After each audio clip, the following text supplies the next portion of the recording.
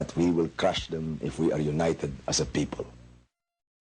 Somebody said we have to move the body to the church because we cannot accommodate everybody who wants to view Ninoy.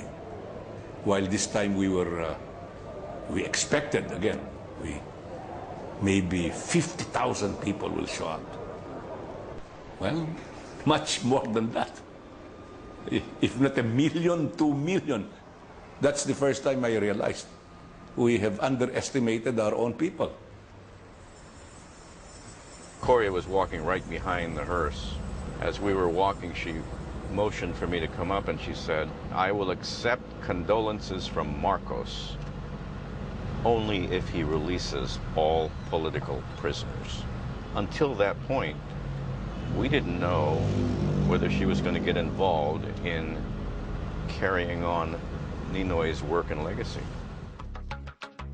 The new energy of the Philippines people was disciplined by the philosophy of nonviolence that Ninoy Aquino had bequeathed to his country.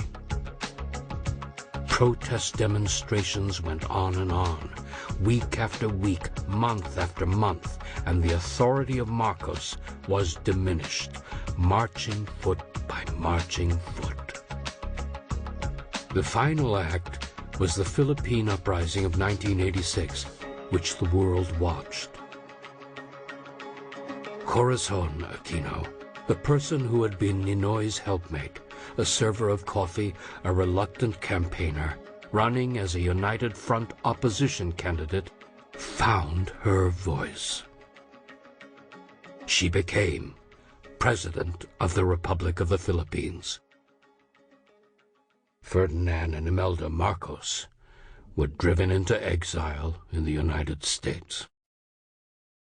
In the furor unleashed by the assassination of Benigno Ninoy Aquino, an astonishing development in world history was overlooked. Where Gandhi had used nonviolence to throw out the colonizer, and where Dr. Martin Luther King had used nonviolence to expand civil rights, Aquino had reworked nonviolence as a means of national revolution to drive out the dictator and restore democracy.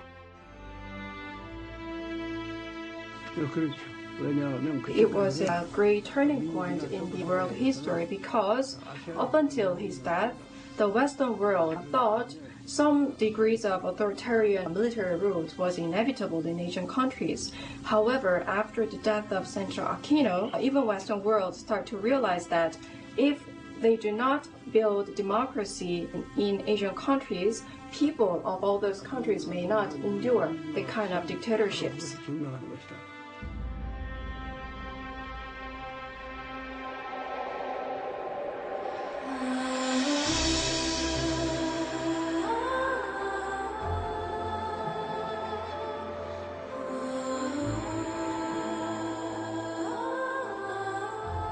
The Philippine Revolution became a model for all of the revolutions that occurred at the end of the Cold War, as well as in other places throughout Latin America and a number of other places in the world.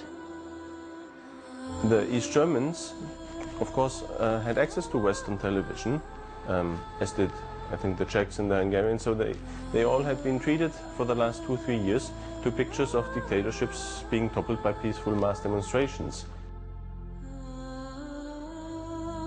I've been privileged to travel to many different countries around the world. And I can tell you that wherever I've been, from South Korea to South Africa, from Poland to Pakistan, the triumph of people's power in the Philippines has been a source of enduring inspiration to millions of men and women who yearn for democracy in their own countries. I left America in grief to bury my husband, Ninoy Aquino. Today, I have returned as the president of a free people. The dictator already knew that Ninoy was not a body merely to be imprisoned, but a spirit he must break.